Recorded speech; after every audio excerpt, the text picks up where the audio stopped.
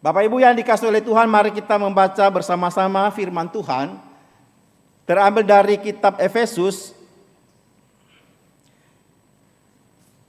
Efesus pasal yang kedua, kita membaca dari ayat pertama sampai dengan ayat yang ke-10. Efesus pasal yang kedua, ayat pertama sampai dengan ayat yang ke-10, saya membacakan untuk kita semua. Demikian firman Tuhan. Kamu dahulu sudah mati karena pelanggaran dan dosa-dosamu. Kamu hidup di dalamnya karena kamu mengikuti jalan dunia ini. Karena kamu mentaati penguasa kerajaan angkasa, yaitu roh yang sekarang sedang bekerja di antara orang-orang durhaka. Sebenarnya dahulu kami semua juga terhitung di antara mereka, ketika kami hidup di dalam hawa nafsu daging dan menuruti kehendak daging dan pikiran kami yang jahat. Pada dasarnya kami adalah orang-orang yang harus dimurkai, sama seperti mereka yang lain. Tetapi Allah yang kaya dengan rahmat, oleh karena kasih-Nya yang besar yang dilimpahkannya kepada kita, telah menghidupkan kita bersama-sama dengan Kristus. Sekalipun kita telah mati oleh kesalahan-kesalahan kita, oleh kasih karunia kamu diselamatkan. Dan di dalam Kristus Yesus Ia telah membangkitkan kita juga dan memberikan tempat bersama-sama dengan Dia di sorga, supaya pada masa yang akan datang Ia menunjukkan kepada kita kekayaan kasih karunia-Nya yang melimpah-limpah sesuai dengan kebaikan-Nya terhadap kita dalam Kristus Yesus. Sebab karena kasih karunia kamu diselamatkan oleh iman. Itu bukan hasil usahamu, tetapi pemberian Allah. Itu bukan hasil pekerjaanmu. Jangan ada orang yang memegahkan diri. Karena kita ini buatan Allah, diciptakan dalam Kristus Yesus untuk melakukan pekerjaan baik yang dipersiapkan Allah sebelumnya. Ia mau supaya kita hidup di dalamnya. Demikian jauh pembacaan firman Tuhan. Yang berbahagia setiap kita yang membaca firman Allah, merenungkan dan melakukannya di dalam kehidupan kita setiap hari. Bapak Ibu yang dikasihi oleh Tuhan, hari ini kita akan merenungkan di dalam minggu Advent yang pertama dengan satu tema, Mahakarya Allah. Mahakarya Allah. Saudara-saudara yang saya kasihi di dalam Tuhan, pada saat kita sedang berbicara tentang mahakarya Allah, apa yang ada di pikiran Bapak Ibu, saudara sekalian? Kira-kira apa yang kita pikirkan? Ya.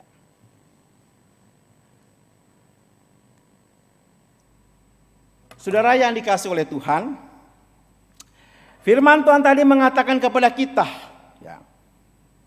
bahwa khususnya di ayat 10, kita ini adalah buatan Allah. Buatan Allah.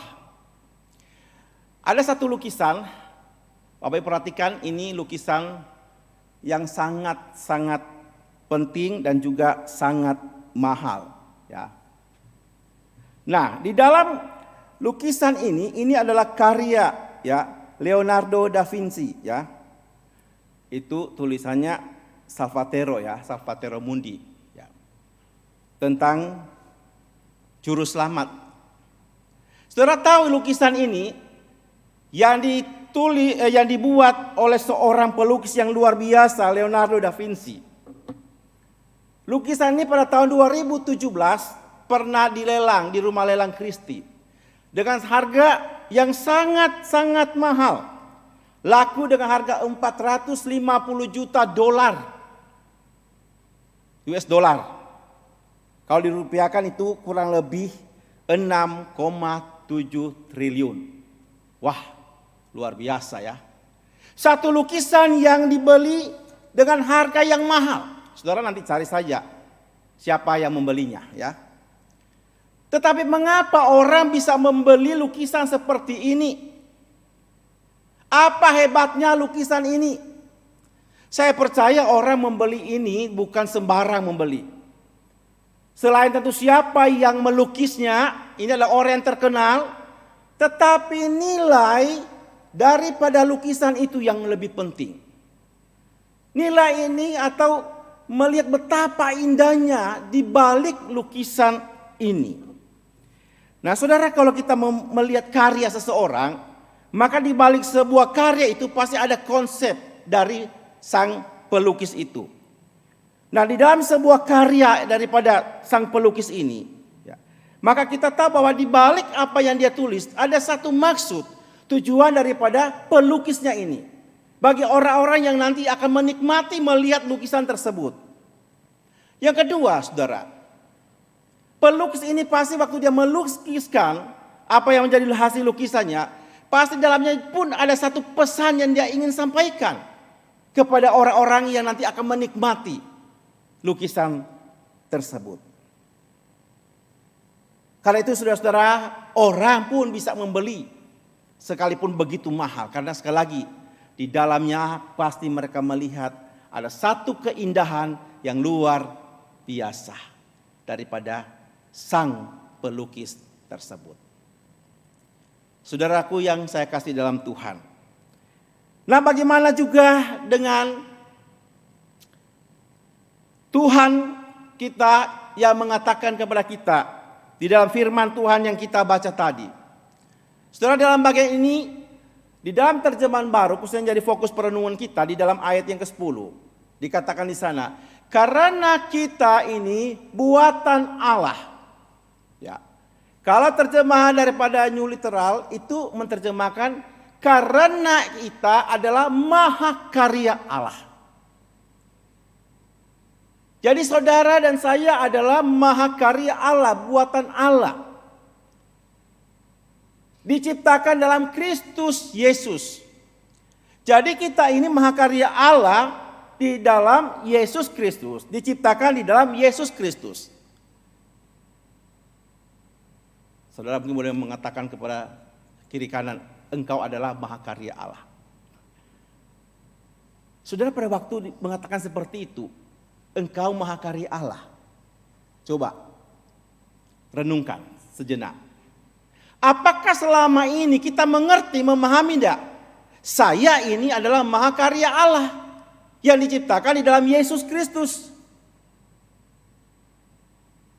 Saya waktu memikirkan, merenungkan ini, ya, saya juga berpikir, saya rasa saya masih belum betul-betul menyadari kalau saya ini adalah mahakarya Allah yang diciptakan di dalam Yesus Kristus. Masih jauh dari apa yang diharapkan oleh Tuhan. Tetapi kebenaran firman Tuhan ini mau mengajar saya juga. Mau menjadikan saya kembali menyadari saya ini adalah mahakarya Allah. Buatan Allah dalam Yesus Kristus. Nah, saudara, sebelum kita masuk melihat ayat ini lebih jauh lagi, mari saudara kita melihat dulu bahwa Paulus ini sedang berbicara kepada siapa.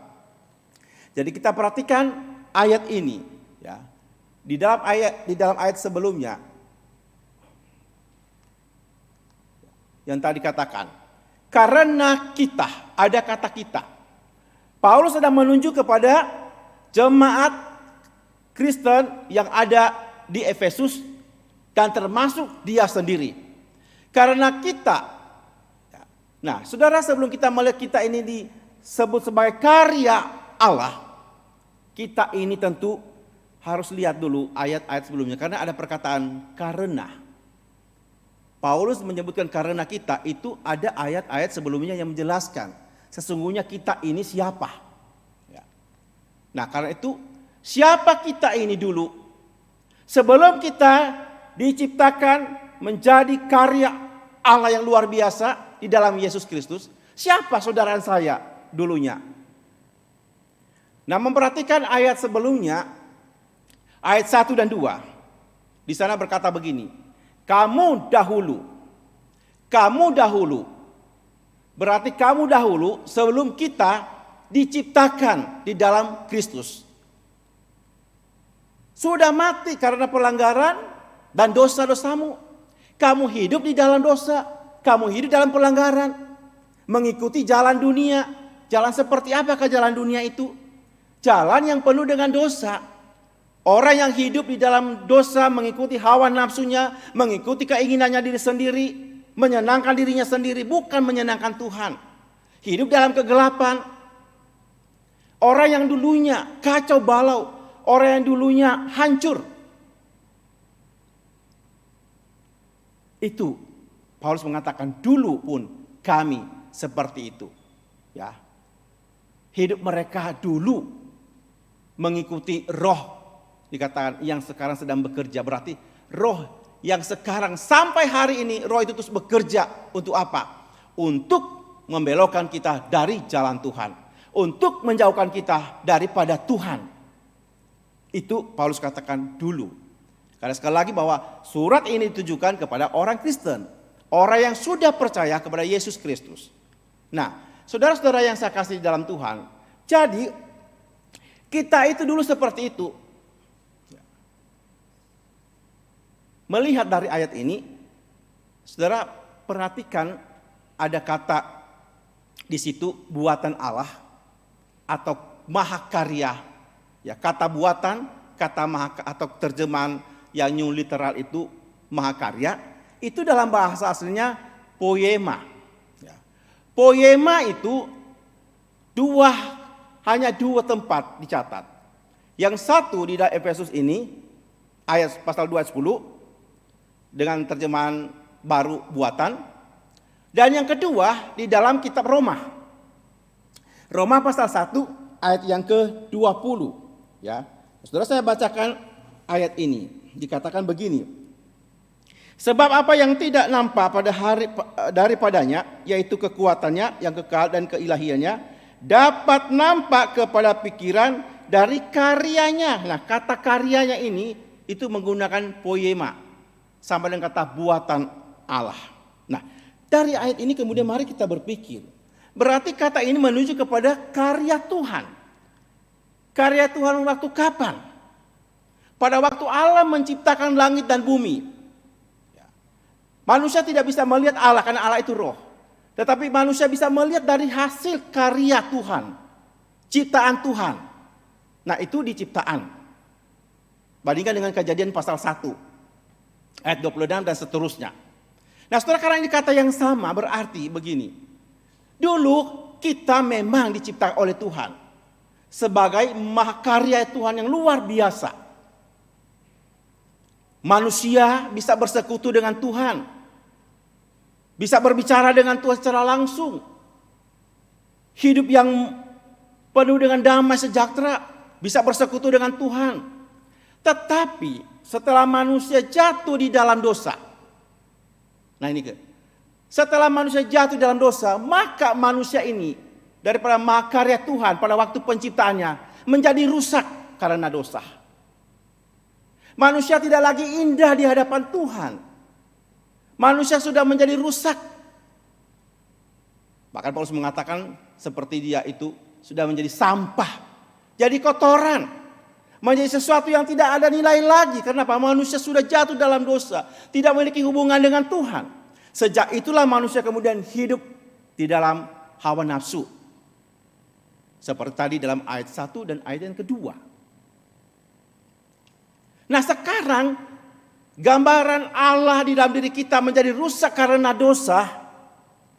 Di dalam ayat 10 ini kemudian Tuhan mengatakan kita di dalam Yesus Kristus diciptakan kembali.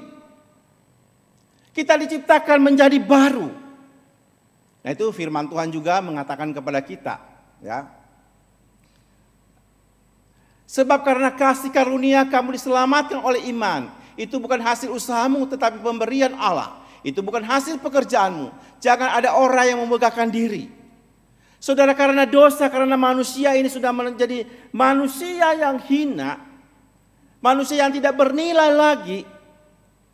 Tetapi Allah itu maha kasih. Allah itu maha kasih kepada umat manusia. Maka dia mau membuat kembali. Melalui Yesus Kristus. Karena kasihnya dia mengutus Yesus Kristus datang ke dalam dunia ini supaya kita manusia yang rusak karena dosa, supaya kita manusia yang tidak bernilai karena dosa, supaya kita manusia yang tidak benar karena dosa, kita akan dijadikan menjadi orang-orang percaya di dalam Yesus. Kita menjadi umat Tuhan yang berharga di matanya.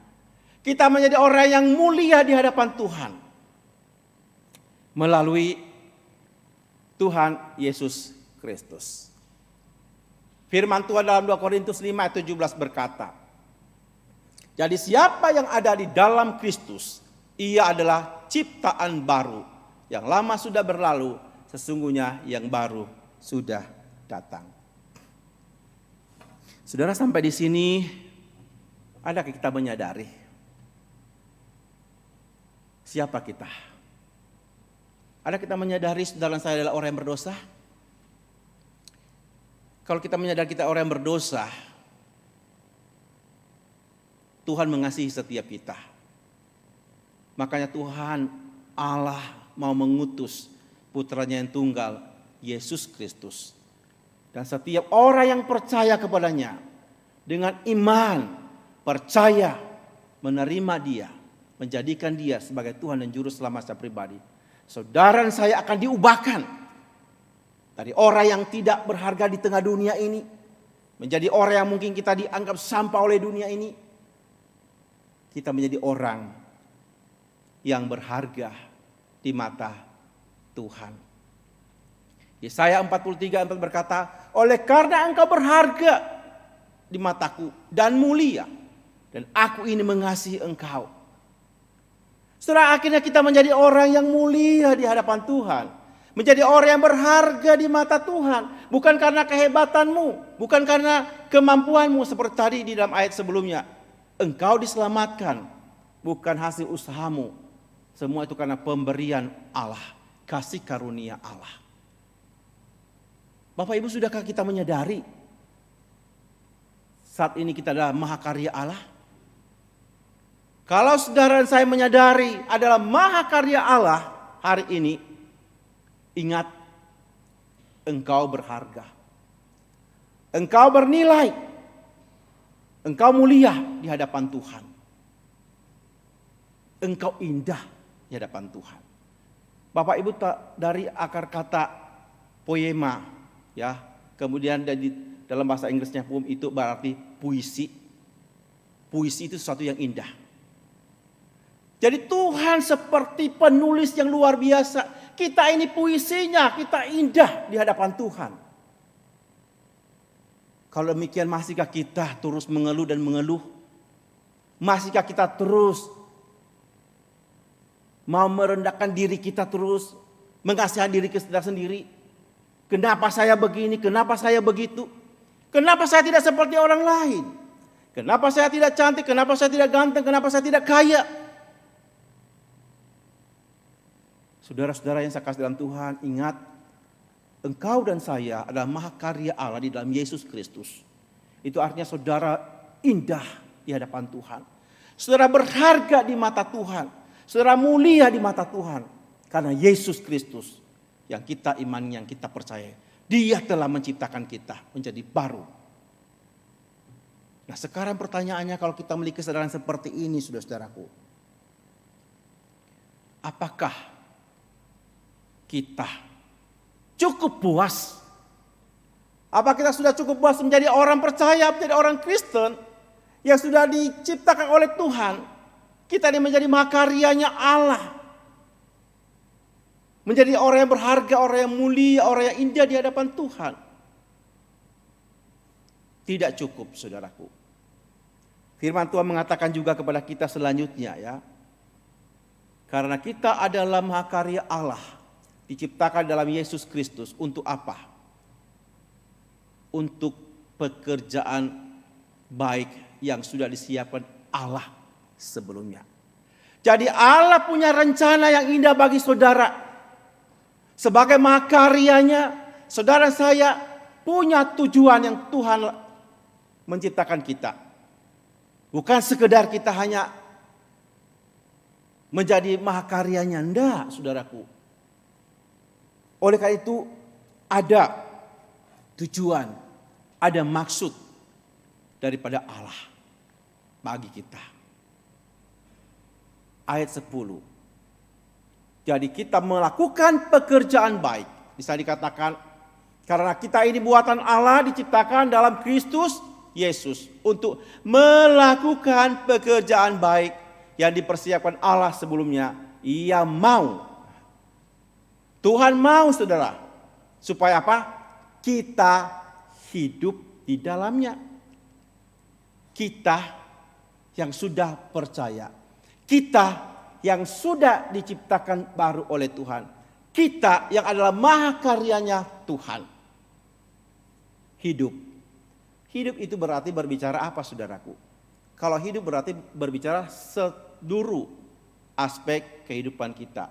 Berbicara tentang totalitas hidup kita. Mulai dari apa, saudara? Tentu dari sikap hidup kita, tingkah laku kita, tutur kata kita, apa yang kita miliki, apa yang ada pada kita. Nah itu semua, saudaraku, harus kita gunakan dengan maksimal. Apa yang ada pada saudara? Bisakah saudara berkata kepada Tuhan, apa yang ada pada aku Tuhan pakailah. Apa yang ada pada aku Tuhan pakailah. Tuhan tidak pernah meminta dari saudara yang tidak ada. Hanya saudara mau tidak memberikan hidup saudara untuk dipakai oleh Tuhan. Melakukan pekerjaan baik yang Tuhan ingin kita lakukan. Saudara, kita melihat satu slide tentang bejana. Suatu hari ada sang guru, dia sedang pergi mencari sebuah bejana yang dia ingin pergunakan, yang dia ingin pakai. Dalam perjalanan itu kemudian dia masuk dan mencari, kemudian dia melihat ada beberapa macam bejana yang ada. Lalu kemudian sang guru ini pergi, lalu kemudian semua bejana itu dia ditempatkan di hadapan dia. Lalu dia berpikir mana yang akan saya pilih untuk dia pakai. Saudara, ini satu bejana ya, berkilap, berwarna cerah. Dia bilang begini, ya, saya bernilai tinggi, saya paling pantas untuk dipakai. Kecantikanku mengungguli yang lain. Apalagi bagi Anda, ya guru, pastilah emas yang terbaik. Itu kata ya si buli emas. Lalu kemudian sang guru itu berlalu tiba di satu buli yang lain. Ya. Nah kemudian di sana dia bilang begini, saya siap melayani Anda, guruku yang terkasih. Saya akan menuangkan air anggur bagi Anda. Saya akan siap di meja Anda setiap saat Anda makan. Bentukku anggun, ukiranku seni, apalagi perak selalu cocok untuk melengkapi penampilan Anda. Itu kata si perak. Kemudian sang guru ke buli yang lain. Tanpa menaruh perhatian padanya, sang guru berjalan lewat menuju bejana tersebut dari tembaga. Bermulut lebar, tidak terlalu dalam, dan gosok sampai berkilap. Dia bilang begini, kesini, seru bejana itu. Saya tahu saya bisa berguna. Tempatkan saya di meja Anda supaya dilihat oleh semua orang. Wah, dia bangga sekali ya. Dia berbicara kepada sang guru. Kemudian kepada buli yang berikut. Dia bilang begini, jawaban dari kristal ya. Dia jernih, wah terukir indah. Dia bilang, saya tembus pandang sehingga isiku yang berharga terlihat jelas, kendati mudah pecah. Saya akan melayani Anda dengan bangga dan saya pasti senang dapat tinggal di rumah Anda. Wah, dia bangga sekali ya, ini si kristal. Nah, lalu kemudian sang guru ini mendekati sebuah bejana terbuat dari kayu. Dia dipahat, dipoles halus, ia berdiri kokoh. Dia bilang, silakan menggunakan saya, guru tercinta, kata si mangkok kayu ini. Tetapi saya lebih senang bila Anda menggunakan saya untuk buah-buahan, bukan untuk barang lain. Itu. Nah, kemudian berikutnya terakhir. Kemudian sang guru memandang ke bawah dan dia melihat sebuah bejana tanah liat. Dia kosong dan penuh retakan. Bejana itu tergores, tak berdaya. Tanpa berharap sedikit pun bahwa sang guru akan memilih dia. Membersihkan dan memperbaiki dia sehingga dapat digunakan.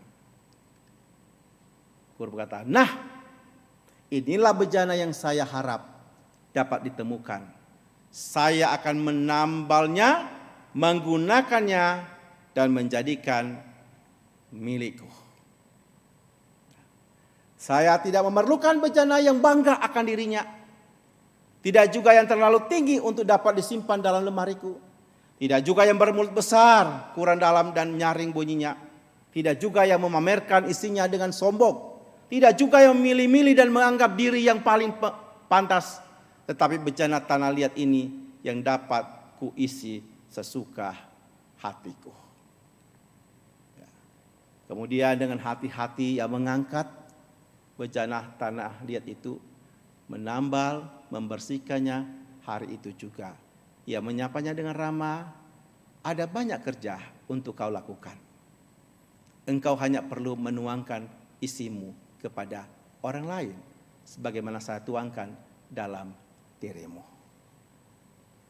Bapak Ibu yang dikasih oleh Tuhan, sebenarnya setiap kita yang ini adalah bejana-bejana yang retak. Kita ini adalah bejana-bejana yang tidak berguna. Kita ini adalah tanah liat. Tetapi di tangan sang penjunan itu, saudaraku, dia membentuk saudara dan saya. Kalau kita mau memberikan dengan kerendahan hati hidup kita kepada dia, dia akan menjadikan engkau indah. Dan kemudian engkau menyebarkan keindahan itu kepada orang-orang di sekitarnya. Dengan melakukan apa yang Tuhan mau, apa yang Tuhan kehendaki. Di mana engkau berada, saudaraku, di tempat engkau bekerja, di masyarakat di mana engkau mengabdi, di dalam rumah tanggamu, berikanlah dirimu untuk terus mau dipakai oleh Allah Tuhan kita. Karena engkau sudah dibentuk, engkau sudah diciptakan kembali sesuatu yang indah. Keindahanmu itu bukan untuk dirimu sendiri. Engkau berharga bukan untuk dirimu sendiri, tetapi berguna bagi orang-orang yang ada di sekitarmu. Mari kita bertanya kepada Tuhan hari ini. Tuhan, aku adalah mahakarya-Mu. Lihatlah aku, Tuhan. Sudahkah aku ini memberi dampak bagi orang lain?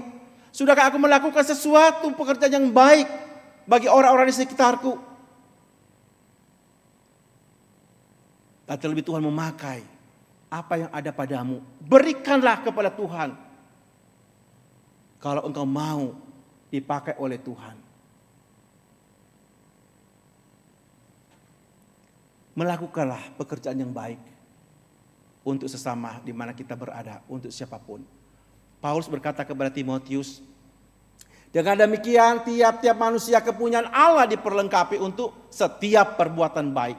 Perhatikan kalimat ini. Tiap-tiap manusia kepunyaan Allah. Siapa itu tiap-tiap manusia kepunyaan Allah? Itu adalah orang-orang yang percaya. Orang-orang yang telah dibentuk, diciptakan oleh Tuhan. Melalui Yesus Kristus. Untuk apa? Setiap perbuatan baik. Saudaraku yang dikasihi oleh Tuhan, kita tidak diselamatkan oleh perbuatan baik kita. Tetapi kita diselamatkan untuk berbuat baik. Kita tidak bekerja untuk diselamatkan, tetapi kita bekerja karena kita telah diselamatkan. Seseorang tidak diselamatkan oleh pekerjaan, tetapi orang yang diselamatkan dia pasti akan bekerja. Jadi kalau kita sudah mengalami anugerah Tuhan, kasih karunia Tuhan, kita telah diselamatkan, kita telah dibentuk kembali oleh Tuhan, diciptakan kembali oleh Tuhan menjadi sesuatu yang indah. Saudaraku, pergunakanlah hidupmu. Pakailah hidupmu bekerja hal-hal yang memuliakan nama Tuhan. Dan pada akhirnya saudara, kita bukan hanya untuk bekerja. Pada akhirnya kita adalah mahakarya Allah dalam Yesus Kristus adalah untuk memuliakan Tuhan. Untuk memuliakan Tuhan. Mazmur 34 ayat 4 berkata, muliakanlah Tuhan bersama-sama dengan aku. Marilah kita bersama-sama masyhurkan namanya. Sebab yang sangat kurindukan dan kuharapkan ialah bahwa aku dalam segala hal tidak akan beroleh malu. Melainkan apa? Seperti sedia kalah. Demikian pun sekarang Kristus dengan nyata dimuliakan di dalam tubuhku. Baik oleh hidupku maupun oleh matiku. Jadi saudara, melalui kehidupan kita berbuat kebaikan. Kita melakukan pekerjaan yang baik. Sesungguhnya pada akhirnya melalui hidup saudara, melalui apa yang saudara kerjakan bagi orang lain, Tuhan dimuliakan. Saat orang melihat itu, maka Tuhan dimuliakan melalui hidup kita. Melalui setiap perbuatan baik kita. Ini yang harus menjadi perenungan buat kita. Saudaraku, saat kita memasuki minggu Advent ini, kita terus ingatkan akan karya Kristus yang rela datang ke dalam dunia menjadi manusia. Sekali lagi dia punya tujuan buat saudara dan saya. Melakukan pekerjaan baik dan pada akhirnya untuk kemuliaan bagi nama Tuhan.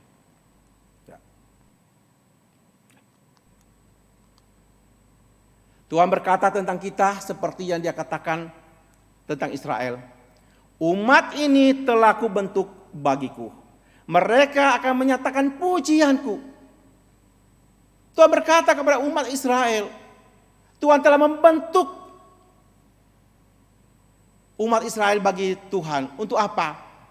Mereka akan menyatakan pujianku. Melalui hidup saudara dan saya, Tuhan harus ditinggikan. Tuhan harus dimuliakan. Sudah, kita akan melihat satu slide lagi.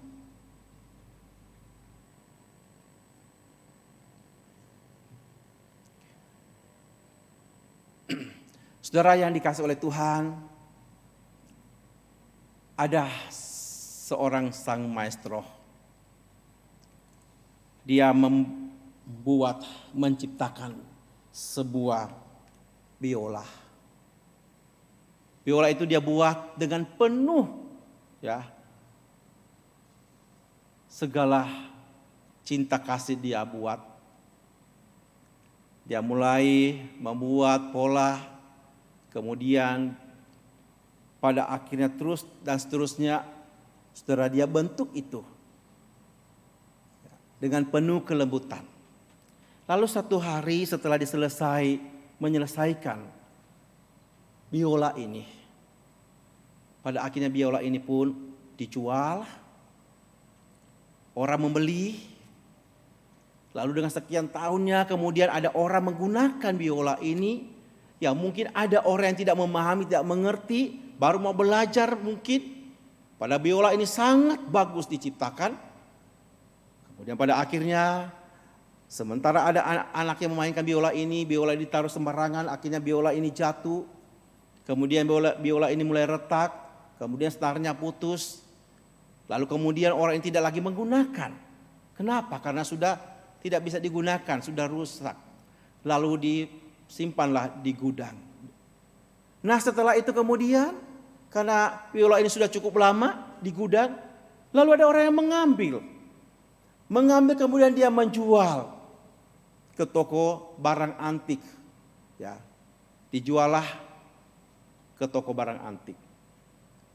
Lalu kemudian ada orang yang membeli di toko barang antik tersebut. Setelah itu saudara, karena ini sudah barang antik, sudah tidak berguna, lalu kemudian ada orang membawa ke tempat pelelangan. Biasanya tentu kalau di luar negeri itu barang-barang lama antik itu sangat bernilai sangat bernilai. Tetapi pada waktu dilelang, piano ini orang jual $1, $2, ya hanya laku $2. Tawaran tertinggi $2, Ada yang lagi yang menawar $3. Terus saudara ditawarkan biola ini. Siapa yang mau menawar lebih dari $3? Tidak ada yang lebih dari $3. Tetapi pada waktu pelelangan itu, tiba-tiba terjadi sesuatu. Kemudian dari belakang, begitu banyak orang, datanglah seorang bapak tua berambut uban. Dan ia mengangkat penggesek biola. Setelah dia menyapu debu dari biola itu, lalu kemudian dia menyetel setiap senar yang sudah kacau balau.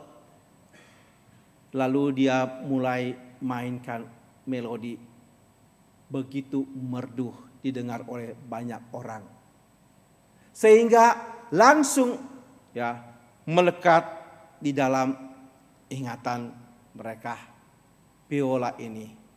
Saudara, setelah alunan musik itu berhenti, kemudian juru lelang kini dengan suara yang rendah dan lembut berkata, nah, bagaimana sekarang tawaran bagi biola yang tua ini? Dan dia mengangkat biola bersama dengan penggeseknya. $1.000 langsung dari cuma $2-3 sekarang. Siapa menambah 2.000? 2.000, ada yang 3.000, tawar. Tidak ada lagi $3.000 terjual. Ia berseru, tuan lelang itu. Semua hadirin bersorak-sorak, tetapi ada yang bertanya, kok? Dia bilang, saya gak mengerti kenapa nilainya berubah. Awalnya cuma $2-3, hanya sampai $3 tidak ada orang lagi membeli. Lalu kemudian mengatakan, itu karena sentuhan tangan sang maestro. Saudara, ini adalah pembuat biola tersebut. Dia tahu pada waktu dia buat awalnya itu, biola ini sangat indah pada waktu dimainkan. Tetapi kemudian setelah itu biola ini menjadi rusak. Biola ini sudah tidak lagi berfungsi dengan baik karena tidak ada orang yang mungkin mengerti, memahami. Tidak ada nilainya lagi, saudaraku. Tetapi sekarang di tangan sang maestro, kembali biola ini dia buat lagi menjadi baru. Dan akhirnya menjadi sesuatu yang bernilai.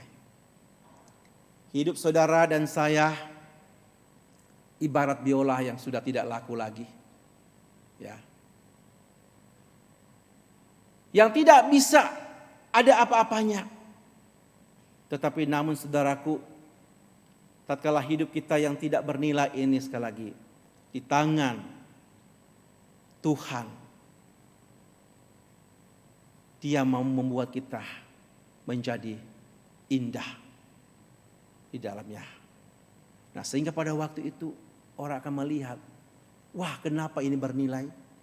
Karena siapa ini bisa bernilai? Sang maestro. Hidup saudara bernilai, hidup saudara berharga karena Tuhan yang sudah menciptakan saudara menjadi indah. Maukah keindahanmu juga boleh menjadi berkat bagi orang lain? Maukah keindahanmu juga waktu orang lain melihat, orang akan memuji, kenapa dia begitu indah? Siapa yang membuat dia indah? Orang akan memuliakan Tuhan. Dialah Tuhan kita, Sang Juru Selamat kita, yang sudah menciptakan kita menjadi indah. Sehingga Tuhan ditinggikan, dipermuliakan. Mari saudaraku, sebentar kita akan pulang dari tempat ini. Jadilah berkat. Tunjukkanlah bahwa saudara adalah mahakarya Tuhan lewat hidupmu, tindakanmu, perkataanmu, sehingga setiap orang memuji Tuhan lewat hidupmu. Amin. Mari kita tundukkan kepala, kita berdoa. Saudaraku yang saya kasih di dalam Tuhan, mari kita melihat introspeksi diri kita di hadapan Tuhan. Sudahkah kita selama ini menyadari bahwa kita adalah mahakarya Allah yang telah diciptakan melalui Yesus Kristus? Dia membuat hidupmu indah. Dia menjadikanmu berharga. Dia menjadikanmu mulia di hadapan Tuhan. Dan apakah hidup kita juga sudah terpancar keluar di tengah-tengah dunia ini? Di tempat di mana engkau bekerja, tempat di mana engkau bermasyarakat, di tempat di mana engkau berkeluarga. Saudaraku, jikalau kita selama ini kurang menyadari kita sebagai mahakarya Allah yang begitu luar biasa, nah sehingga keberadaan kita mungkin tanpa kita sadari telah banyak mendukakan hati Tuhan, tidak menjadi berkat bagi banyak orang. Mari kita mohon Tuhan kiranya berbelas kasihan mengampuni kita. Dan kiranya Tuhan akan menolong setiap saudara dan saya untuk semakin mengerti kita ini adalah mahakarya Allah, diciptakan untuk melakukan pekerjaan baik dan untuk kemuliaan bagi nama Tuhan. Ya Tuhan, kami bersyukur kembali kami boleh diingatkan bahwa kami ini orang yang percaya, yang telah ditebus oleh darah-Mu yang kudus. Itu karena mahakarya-Mu Tuhan. Engkau menciptakan kami menjadi indah, sesuatu yang berarti, yang bernilai.